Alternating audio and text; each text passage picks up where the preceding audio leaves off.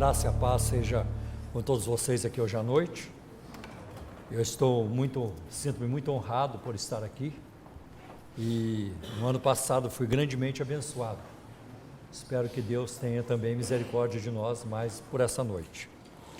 As palavras do reverendo a meu respeito, muitas delas são fruto da sua imensa bondade. Eu não estou com essa bola toda não. Aliás, se tem um homem que eu admiro aqui hoje à noite também, é o reverendo Hermes Steinmeier, grande teólogo, né?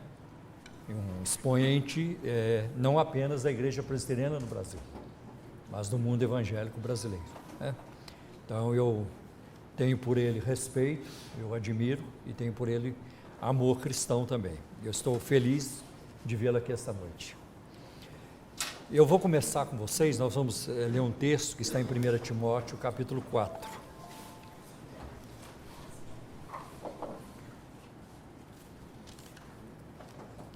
Mas o Espírito expressamente diz que nos últimos tempos apostatarão alguns da fé, dando ouvidos a espíritos enganadores e a doutrina de demônios. Na segunda carta que o apóstolo Paulo escreveu a Timóteo, no capítulo 4, ele fala novamente sobre a importância da doutrina. E de acordo com a erudição do Novo Testamento, quando Paulo escreveu sua segunda carta a Timóteo, faltava cerca de uma semana para ele ser decapitado sob as ordens de Nero. E mesmo com a perspectiva da morte, sabendo que morreria brevemente, a preocupação do apóstolo foi com a sã doutrina. Então nós vamos ver isso em 2 Timóteo, capítulo 4, a partir do primeiro versículo. Conjuro-te, pois, diante de Deus e do Senhor Jesus Cristo. Em outras palavras, Timóteo, eu solenemente te encarrego, diante de Deus e do Senhor Jesus Cristo, que há de julgar os vivos e os mortos na sua vinda e no seu reino, que pregues a palavra. Então, a ênfase do apóstolo é na palavra. Ele não disse pregue sonhos, pregue visões, pregue novas revelações. Ele diz pregue a palavra. Instes a tempo e fora de tempo. Redarguas, repreendas e exortes com toda longanimidade, com toda paciência e doutrina. Porque virá tempo em que não sofrerão a sã doutrina. Mas tendo comichão nos ouvidos, amontoarão para si mestres ou doutores, conforme as suas próprias cobiças. Aqui a minha tradução mais antiga diz concupiscências. E desviarão os ouvidos da verdade, voltando às fábulas. Então, hoje à noite quero tratar com vocês brevemente sobre crenças esotéricas. O termo esoterismo, do grego exóteros mais ismo, é doutrina secreta que alguns filósofos antigamente comunicavam apenas a alguns discípulos. Esotéricos, de acordo com o dicionário, é relativo ao esoterismo reservado aos iniciados, algo difícil de você entender. Na carta que Paulo escreveu aos crentes de Roma, do capítulo 1, versículos 18 a 25, ele descreve o estado da humanidade alienada de Deus e indiferente ao seu amor, com as seguintes palavras: portanto, a ira de Deus é revelada dos céus contra toda impiedade e injustiça dos homens, que suprime a verdade pela justiça, pois o que de Deus se pode conhecer é manifesto entre eles, porque Deus lhes manifestou. Pois desde a criação do mundo, os atributos invisíveis de Deus, seu eterno poder e sua natureza divina, têm sido vistos claramente, sendo compreendidos por meio das coisas criadas, de forma que tais homens são indesculpáveis, porque tendo conhecido a Deus, não o glorificaram como Deus, nem lhe renderam graças, mas os seus pensamentos tornaram-se fúteis, e o coração insensato deles obscureceu-se. Dizendo-se sábios, tornaram-se loucos, e trocaram a glória do Deus imortal por imagens feitas segundo a semelhança do homem mortal, bem como de pássaros, quadrúpedes e répteis. Talvez o versículo 22 seja o melhor versículo que descreva os esotéricos. Dizendo-se sábios, tornaram-se loucos. Né? A gente vê muito disso. No esoterismo tem muita loucura. Por isso Deus os entregou à impureza sexual, segundo os desejos pecaminosos do seu coração, para a degradação dos seus corpos entre si. Trocaram a verdade de Deus pela mentira e adoraram e serviram a coisas e seres criados em lugar do Criador, que é bendito para sempre. Amém.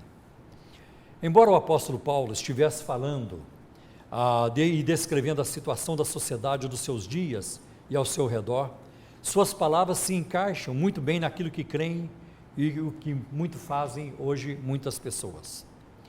A prova disso foi a febre esotérica que tomou conta de grande parte da sociedade nos anos que precederam a virada do último milênio.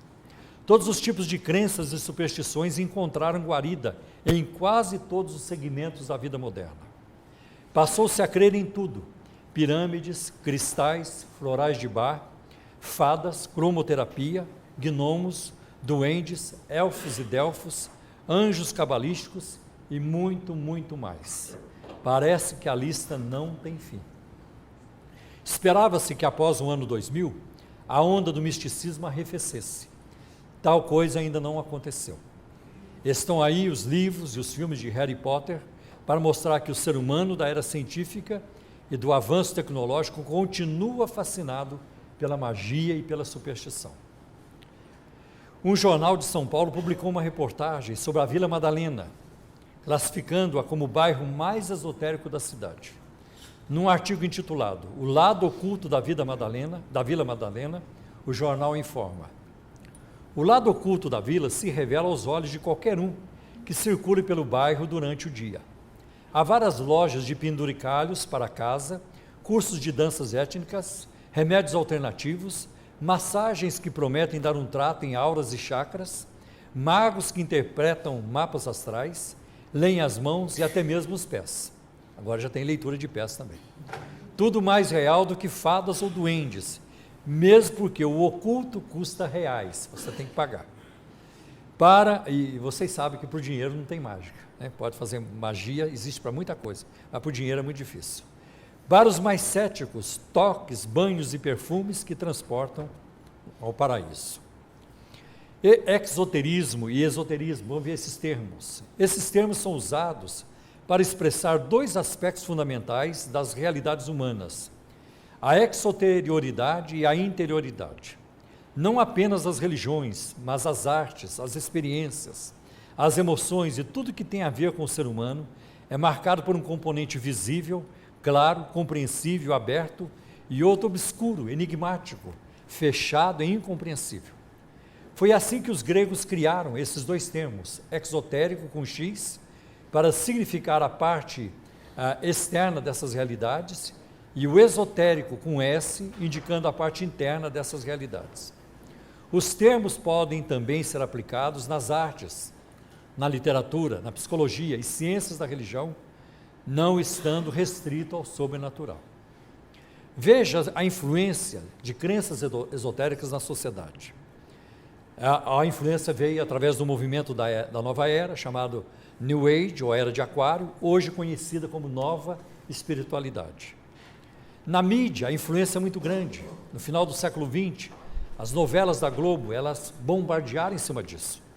Novelas como Mandala, Vamp, Renascer, Viagem, e as revistas que chegavam em grande quantidade também nas bancas, como Planeta, Ano Zero, Destino, Manchete e assim por diante.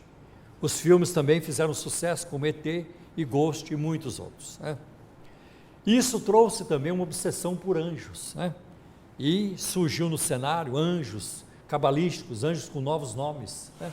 Ariel, Cadmiel, vários outros nomes. Aliás, essa febre de anjos invadiu também a igreja evangélica, né? Eu me lembro de um pastor em Boston, pastor de uma grande igreja brasileira, e ele colocava no púlpito da igreja uma cadeira vazia. Ali ninguém podia sentar, porque durante o culto tinha um anjo sentado ali, né? Então aquela era a cadeira do anjo, né? E ele, uma noite, depois do culto, ele foi jantar na casa de uma família da igreja, e quando eles se sentaram à mesa para comer, de repente ele Me perdoe, irmãos, me perdoe.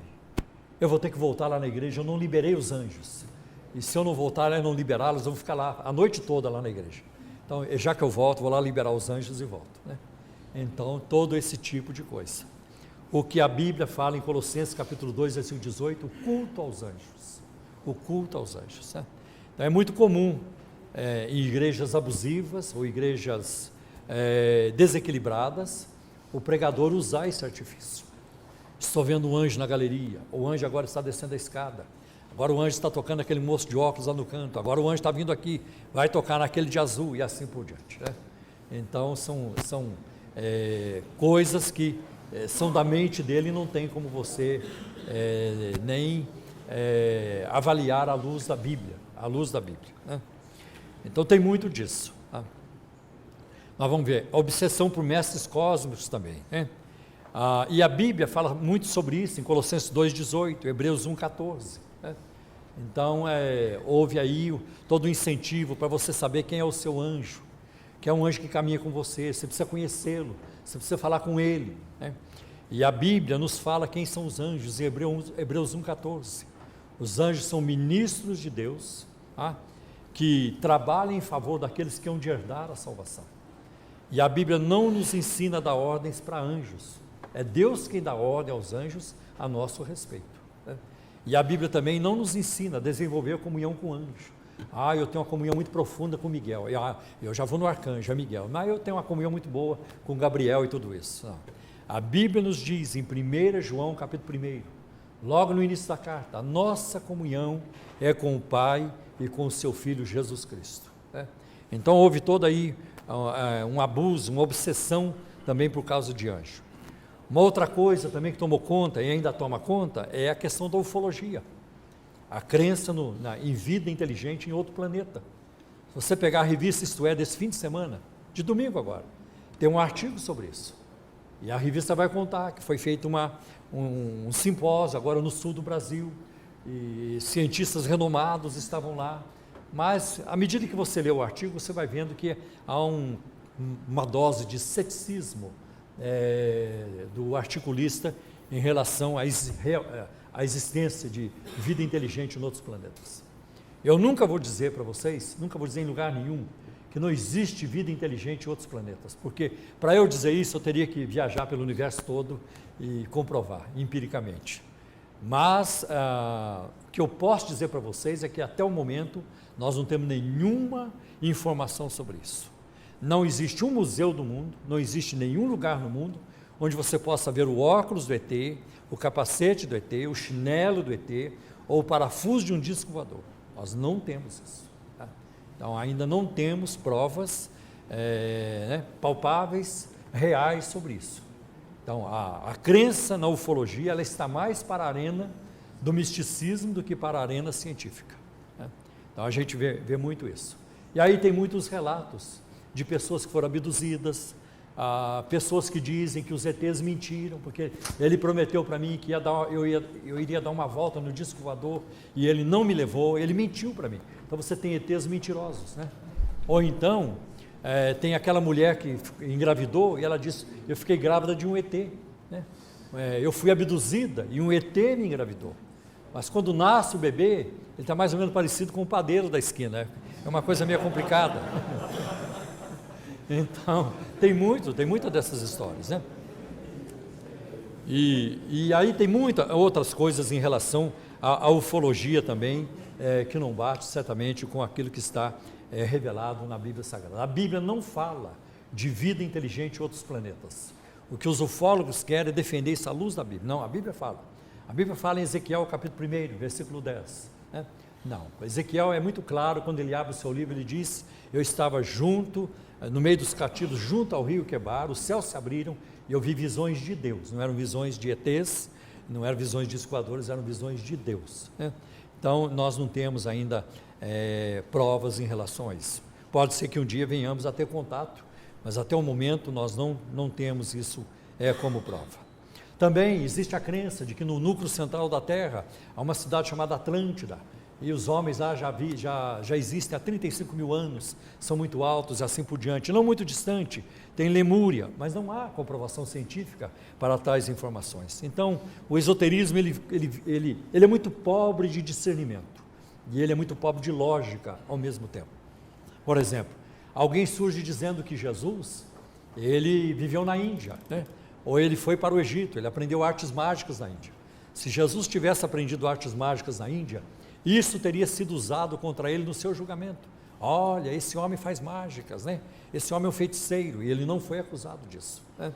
Ou então uma outra informação de que Jesus, ele foi morar no Japão, depois que ele saiu de Jerusalém, e lá ele morreu aos 82 anos de idade, mas antes de morrer teve vários filhos e filhas, né?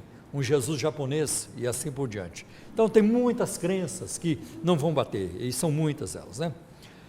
Adivinhações, artes mágicas, talismã, tarô, tudo isso. A gente vê em Atos capítulo 19, versículo 19, que um grupo de pessoas que se converteu, esse grupo trouxe os seus livros de artes mágicas e apetrechos e queimaram em praça pública, rompendo com aquilo.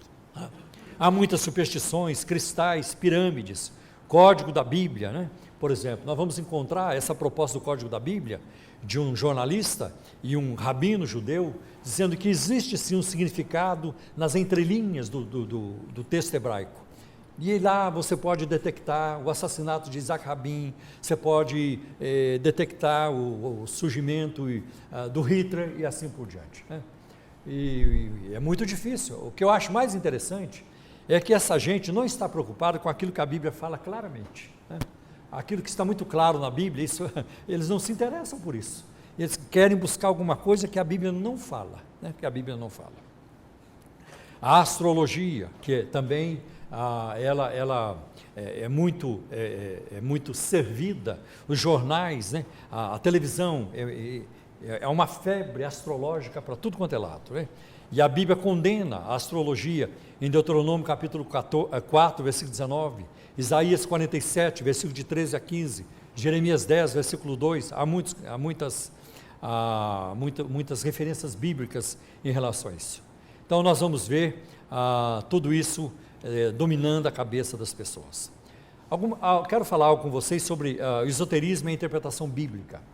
O método esotérico de interpretar a Bíblia é correto? Não há qualquer indicação na Bíblia de que ela deva ser interpretada esotericamente. O esotérico se apoia em sua iluminação interior para extrair o significado e aplicação do texto.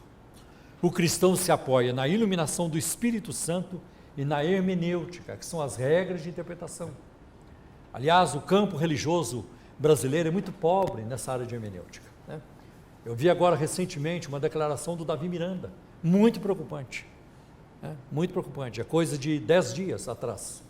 Ele dizendo: o Espírito Santo me revelou que todas as pessoas que saíram da igreja Deus e Amor e foram para outras igrejas, se elas não voltarem rapidamente, elas vão morrer dentro de poucos dias. E as pessoas que hoje estão na Deus e Amor, né, e se elas saírem, elas vão morrer dentro de poucos dias, né? Então eu fico muito preocupado quando alguém chega a público, um líder do tamanho de uma denominação como é a Deus e Amor, e faz uma afirmação dessa: o Espírito Santo me revelou. Isso é uma clara demonstração que essa pessoa não tem temor de Deus, ou não tem respeito pelas Escrituras, né? Uma tremenda forma de manipular as pessoas. Aliás, a grande parte da igreja evangélica brasileira, ela vive disso. Ela vive debaixo de uma manipulação constante, emocional, financeira, e por aí vai. Então, não podemos esquecer da hermenêutica, né? Veja o exemplo de Jesus. Jesus não procurava um significado escondido ou secundário quando usava o Antigo Testamento. Ele interpretou o Antigo Testamento literalmente, inclusive o relato da criação sobre Adão e Eva, em Mateus 13, 35, Mateus 25, 34, em Marcos 10, versículo 6. O mesmo foi sobre a arca de Noé e o dilúvio, em Mateus 24, 38 e 39. Quando ele falou sobre Jonas e a baleia, para ele aquilo realmente aconteceu, né? Então nós vemos, por exemplo, Jesus falando sobre isso em Mateus 12, versículo 39 a 41, quando ele fala sobre Sodoma e Gomorra, em Mateus 10, 15, quando ele fala sobre Ló, sua esposa, em Lucas 17, versículo 28 e 29. Jesus afirmou a inspiração divina da Bíblia, em Mateus 22, 43. Jesus disse que a Escritura é impossível de ser quebrada, de ser destruída, em Mateus 5, versículo 17 e 18. Jesus falou sobre a infalibilidade das Escrituras, em João 10, 35, sobre a sua autoridade final, em Mateus 4, versículo 4, 7 e 10, sobre a sua historicidade, em Mateus 12, versículo 40, sobre a sua inerrância, em Mateus 22, versículo 29 a 32, e sobre a sua clareza espiritual, em Lucas 24 e 25, com os discípulos no caminho de Emaús. Ele enfatizou a importância de cada palavra nas Escrituras. Isso está em Lucas 16, versículo 17. Às vezes ele baseava o seu argumento numa única expressão do texto bíblico, como em Mateus 22, versículo 32, vamos encontrar isso. Ao contrário dos esotéricos, que dizem haver um significado espiritual oculto nos versículos bíblicos, compreensível apenas para os iniciados, Jesus falou abertamente e com clareza. Ele fala sobre isso em João 18, versículo 20. Eu falei abertamente, eu não falei nada escondido. Pode-se constatar que Jesus ensinou abertamente e com clareza, pela influência doutrinária que exerceu sobre os seus seguidores.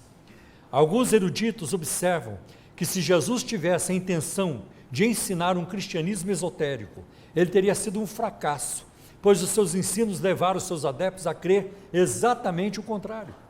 Por exemplo, ao invés de se tornarem panteístas, o panteísmo é a crença de que tudo é Deus, né? Comum entre os esotéricos essa crença, os seguidores de Jesus, eles são monoteístas, né? Acho muito interessante. Também quero a questão das parábolas de Jesus, em Mateus 13. Alguns esotéricos apontam para Mateus 13, numa tentativa de refutar a ideia de que Jesus ensinou aberta e claramente.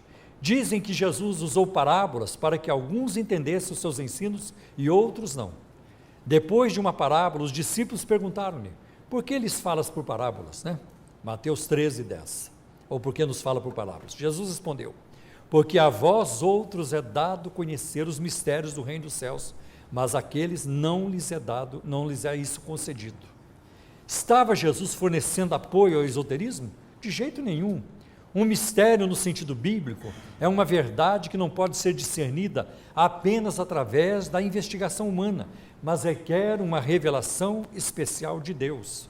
De forma geral, esse termo refere-se a uma verdade desconhecida das pessoas no Antigo Testamento, mas que agora tem sido revelada. Por exemplo, quando Paulo fala em 1 Coríntios 15, eis aqui vos digo um mistério. Nem todos dormiremos, mas todos seremos transformados. Quem no Antigo Testamento falou isso? É muito difícil você encontrar. Então, isso era uma verdade que estava guardada na eternidade e que no momento certo, quando aprove a Deus, ele revelou isso a Paulo ou revelou a outras coisas, a outros escritores do Novo Testamento. Esse é o mistério.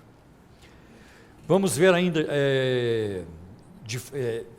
que agora tem sido revelado. Jesus fornece informações sobre o reino de Deus que nunca tinham sido reveladas antes. O esoterismo e a Bíblia. Diferente das crenças esotéricas ou qualquer outro tipo de superstição, a fé cristã, embora transcenda a razão, ela não é irracional. Ela faz sentido, pois o nosso coração não deve se alegrar ou não consegue se alegrar completamente com aquilo que a mente não entende a contento. A pessoa que abraça o cristianismo não precisa aposentar a cabeça. Ela pode e deve continuar pensando e usando o seu senso crítico. Aliás, há um senso crítico em baixa hoje.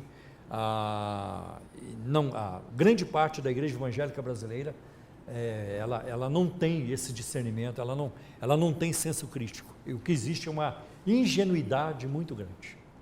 A gente vê isso pelas bugigangas que são distribuídas nas igrejas. É a toalhinha, martelinho, é a rosa ungida, é o sal grosso, é a arruda, é o tapete, é o chapéu e assim por diante. Né?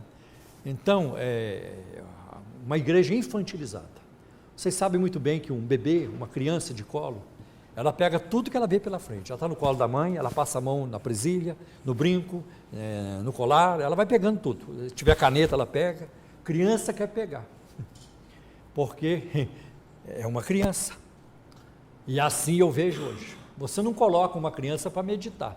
Senta aí, bebê, vai meditar em algumas coisas sobre a sua vida futura e tudo isso. O bebê não consegue. Você não coloca uma criança de 2 anos para pensar, para meditar. E assim eu vejo uma grande parte da igreja evangélica brasileira hoje. É uma igreja infantilizada, ela não consegue refletir, ela não consegue pensar. Ela quer brinquedo, ela precisa de pegar. Eu preciso de alguma coisa para levar para casa, né? E associar algum poder espiritual àquele objeto. Enquanto que a nossa fé bíblica tem que ser em espírito e em verdade, né? Tem que ser pela reflexão, pela meditação na palavra de Deus. A Bíblia é um livro que pode ser analisado objetivamente. Sua autenticidade tem sido constatada pela análise histórica, geográfica, literária e arqueológica. Hoje mesmo a notícia está nos jornais. Mais uma sinagoga descoberta lá em Israel. E é interessante que até 1962, os críticos da Bíblia diziam que Pilatos nunca existiu, né? Porque o nome dele só aparece no credo apostólico e aparece nos evangelhos do Novo Testamento. Então Pilatos nunca existiu, mas escavações na Palestina em 1962 revelaram várias moedas com as fins de Pilatos, né? Então nós vamos ver que a arqueologia tem dado um grande apoio à autenticidade da palavra de Deus. Alguém até fez uma frase assim: toda vez que os arqueólogos abrem um buraco no Oriente, é mais um ateu que sepultamos no Ocidente. Não sei quem falou essa frase, mas é uma frase que eu ouvi.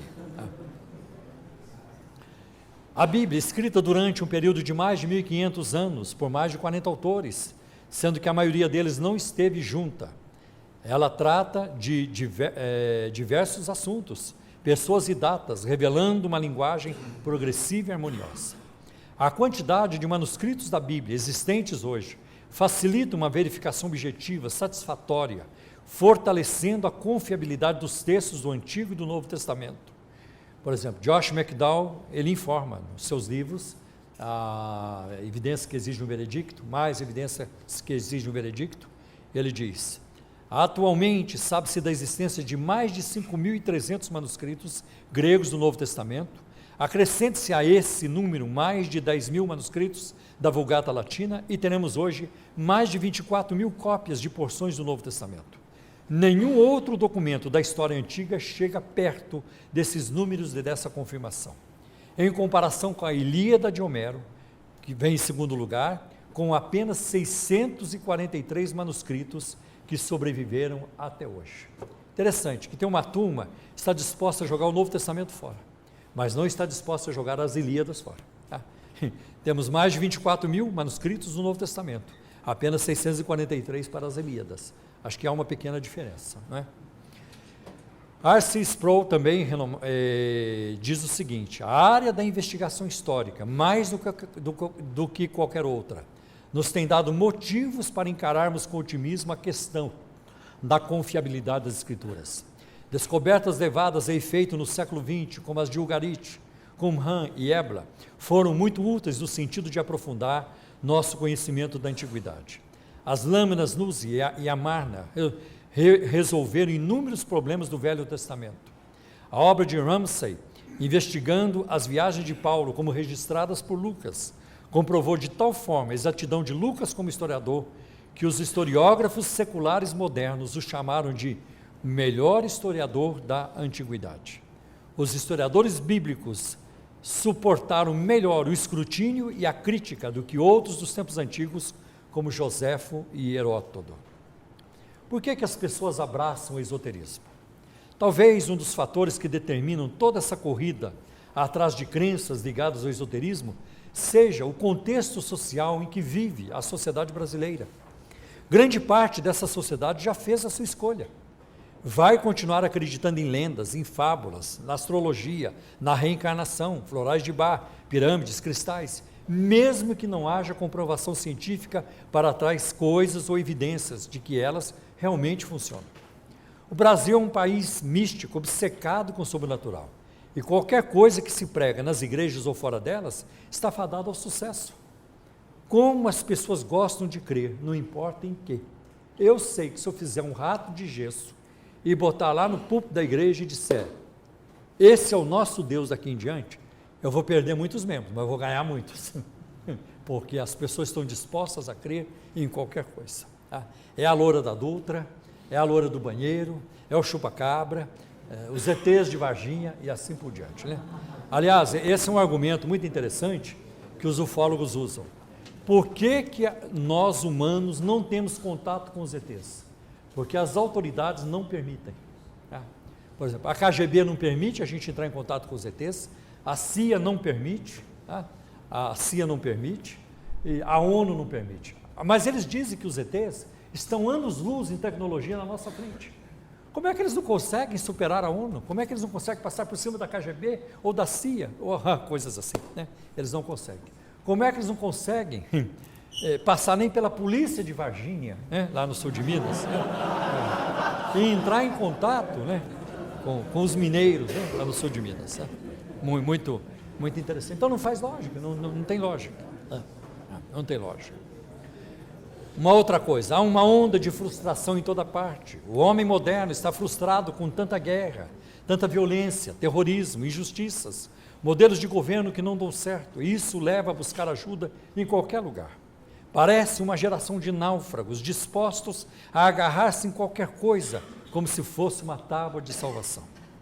Na sua busca por uma saída, o ser humano moderno parece não estar preocupado com o senso de certo ou errado, demonstrando possuir um escasso discernimento entre verdade e mentira. Muitas vezes, os mesmos executivos que não dispensam as verdades científicas para desenvolver programas de informática, para trabalhar com as leis da física e para fazer pesquisas na área da genética, quando chegam em casa, estão dispostos a sentar-se debaixo de uma pirâmide para receber suas energias ou ir ao jardim para reencontrar o seu gnomo, né? Ou então conversar com uma planta, né? Bom dia, planta, né? E se tiver se vai podar a planta, ele tem que pedir perdão primeiro, desculpe, eu sei que vai doer em você, mas vai doer em mim também, mas eu tenho que te cortar agora, te podar, aquele negócio todo. Então esse é o ser humano moderno.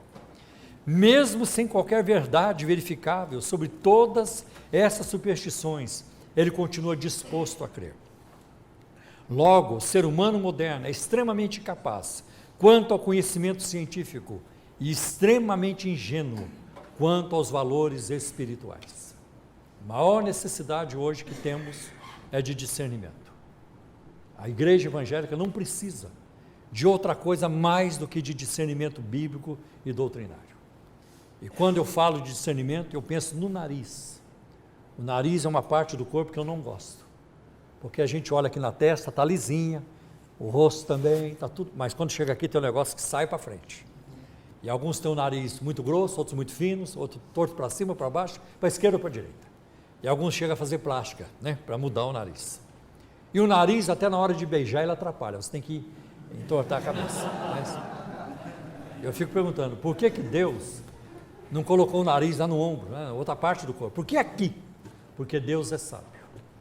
Quando você enfia o garfo no pedaço de carne da feijoada, e todo o seu aparelho digestivo está pronto para uma festa, e o nariz vem lá e tem alguma coisa errada, é o nariz quem dá o alarme.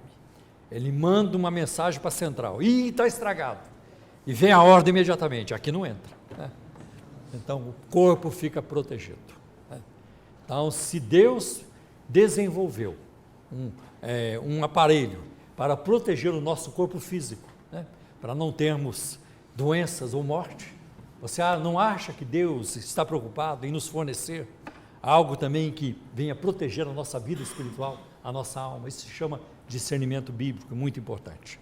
É o que vemos em 1 João 4, provai se os espíritos são de Deus, né? Então nós vemos isso. O homem moderno, eu creio que uma outra coisa, outra razão pode ser a própria crise existencial que domina grande parte da sociedade atual. O ser humano moderno é caracterizado pelo vazio espiritual. E isso deve ser visto do ponto de vista da teologia. O ser humano foi feito para Deus e nunca vai viver feliz fora dele. Imagine se você vai pescar. E você chega na beira do rio e você diz: peixinho bonitinho, eu não vou te matar, você vai ser meu peixe de estimação. Vamos para casa, você vai andar comigo no carro, vou te levar no McDonald's, você não sabe o que é um Big Mac, e assim por diante. Você não sabe o que é batatinha fritas, né? E eu vou te levar também para ver no cinema e tudo isso. O peixe vai dizer: pelo amor de Deus, me joga na água, porque não é ambiente para ele. Qual é o ambiente do ser humano? É Deus. O ambiente do ser humano é o próprio Deus. Por isso que em Deuteronômio 34, Moisés escreve: o Deus eterno te seja por habitação. E ele repete isso no Salmo 90: Senhor, tu tens sido a nossa morada de geração em geração. Você pode dar tudo para o ser humano: dinheiro, sexo, velocidade, som, poder, tudo. Ele não será feliz se ele não tiver Deus na sua vida, não tiver Jesus Cristo na sua vida. Eu conto o que aconteceu comigo. Eu me converti aos 19 anos de idade. Eu não precisava, do ponto de vista humano, não precisava de Cristo. Eu estava muito bem trabalhando na Embraer, a Embraer estava começando. Eu tinha um futuro promissor lá dentro daquela empresa. Eu ganhava um bom salário, dava para bancar todos os meus vícios. Mas dentro de mim um vazio tão grande, que só alguém do tamanho de Jesus conseguiu preencher. Nunca encontrei alguém que substituísse Jesus. Nunca encontrei. E é o que eu faço continuamente, é comparar o cristianismo com outras crenças, com outros sistemas de crença, com movimentos religiosos de todo tipo. Quanto mais eu estudo outras coisas, mais eu descubro seus podres. Quanto mais eu estudo a Bíblia, mais relevante ela se torna para mim. Aliás, muitos ataques que vêm contra a Bíblia vêm de pessoas que não conhecem a Bíblia. Ele chega para você e diz: a Bíblia, eu conheço toda, de cabo a rabo, de começo ao fim. Desculpe, de começo ao fim. Até está escrito: 1000 passará, 2000 não chegará. Agora já pararam com isso, porque já passou. Mas isso também acontecia. Quem foi que criou essa frase? De 1000 passará, 2000 não chegará? Alziro Zaru, fundador da LBV. E tem aquela pessoa que diz para mim: eu não creio na Bíblia. Por quê? Porque foi escrita por homens. Eu costumo perguntar para a pessoa: e você queria que tivesse sido escrito por um cavalo? Aí que não ia dar para crer. Mas homens inspirados pelo Espírito Santo de Deus. Se alguém me dissesse que foi um cavalo que escreveu a Bíblia, aí ficaria difícil. Mas foram homens inspirados por Deus. Então, é muito importante isso, muito importante. Então, o homem moderno é assim, né?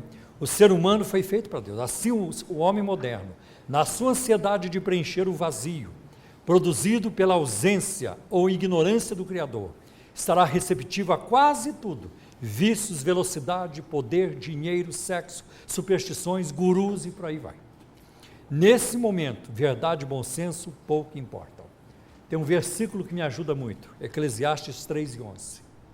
Deus colocou no coração de todo ser humano o anseio pela eternidade. Todo ser humano anseia por isso. Quando as pessoas vão para a balada, elas estão procurando Deus, elas nem sabem. A pessoa que vai atrás das drogas está procurando Deus e nem sabe o que está procurando. A busca ela é enorme, a sede é enorme. E só alguém como Deus pode saciar, como Jesus Cristo pode saciar. Existe também, à luz da palavra de Deus, uma dimensão espiritual. A salvação acontece quando Deus, pelo Espírito Santo, revela Jesus Cristo em nós, como afirma Paulo no número de suas epístolas. Isso está em Gálatas 1, versículo 15 e 16. Mas Deus me separou desde o ventre materno e me chamou por sua graça, quando lhe agradou revelar o seu Filho em mim, para que eu anunciasse entre os gentios. A salvação é uma revelação de Deus na nossa vida. É Ele quem faz. E por que as pessoas não se convertem? 2 Coríntios 4:4 explica: o Deus desta era, deste mundo, cegou o entendimento dos descrentes, para que não vejam a luz do Evangelho da glória de Cristo, que é a imagem de Deus. Já vou terminar. O esoterismo não pode salvar ou reconciliar o ser humano com Deus. De acordo com as Escrituras, somente Jesus pode fazê-lo. É o que está em Romanos 5:1. Tendo sido, pois, justificados pela fé, temos paz com Deus por nosso Senhor Jesus Cristo. Embora Jesus possa não ser o melhor caminho para Deus, entretanto é o único. Porque eu já ouvi pessoas dizendo: olha, Jesus não é o único caminho, ele é o melhor caminho para Deus. Não, não é. Jesus não é o melhor caminho para Deus, ele é o único caminho para Deus. quer você considere bom ou não, ele é. E se o cristianismo não presta para viver, pelo menos para morrer é a melhor coisa que tem, sabia disso? Coisa boa é morrer em Cristo. Eu nunca morri, mas eu sei que vou chegar lá. A taxa de mortalidade ainda é 1 por pessoa, e todo mundo vai chegar lá. Mas morrer em Cristo, é para isso que eu sou crente. Eu não me tornei cristão para ser pastor, para ser professor, nem para ser escritor. Nunca foi. Como é que eu ia saber? Como é que eu ia saber isso há mais de 40 anos? Mas Cristo me atraiu, me prendeu com cordas de amor. Eu costumo dizer que Jesus é um perigo.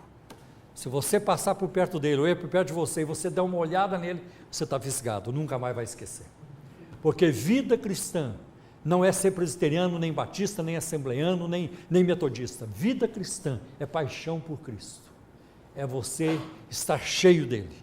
É você amar a Cristo acima da sua própria vida. Isso é vida cristã. Eu sei que as denominações são importantes, eu respeito todas elas, mas é o mais importante. Você pode estar numa denominação e não estar em Cristo. Então vamos lá, para terminar aqui. Não é de hoje que o ser humano escolhe viver alienado de Deus. Muitos vão até além, chegando a trocar a verdade de Deus pela mentira, adorando e servindo coisas e seres criados, em lugar do Criador que é bendito para sempre. E Jeremias, um dos profetas de Deus no Antigo Testamento, já havia constatado essa triste realidade nos seus dias ao escrever. E eu vou terminar com este versículo, Jeremias 2,13. O meu povo cometeu dois crimes, duas loucuras. Eles me abandonaram a mim, a fonte de água viva, e cavaram as suas próprias cisternas rachadas que não retêm água. Somente Jesus, João 6,68, somente Jesus tem as palavras de vida eterna.